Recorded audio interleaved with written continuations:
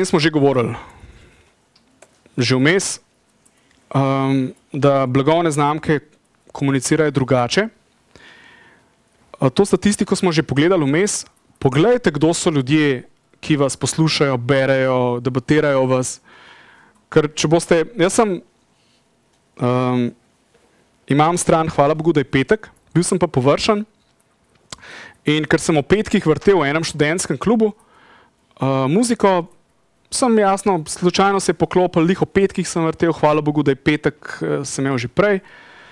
In jaz gor objavim ZZ Tope, zvečer bomo pa tole vrtel, ko bo pokal. Nobene objave. Vse sem napisal by the book, še zelo malo o ZZ Topih sem spodaj 3 fakte zanimive dal. Nobene objave, 10 000 ljudi spremlja, hvala Bogu, da je petek. Kaj sem naredil narobe? Nisem pogledal, da hvala Bogu, da je petek, stran spremlja do 18 let največja publika. In oni ne vejo, kdo so ZZ Top. In temu primerno so celo stvar ignorirali. Prej me en kliknil na ista objava, na drugi strani funkcionira, na prvi ne funkcionira. Napačno nagovarjanje. Če potrebujete drugo publiko, vidite, da v vaši ciljni skupini oziroma ljudje v vaši bazi niso pravi, probite, ne vem, njih animirati tisto manjšino, da potegne še ostale uporabnike.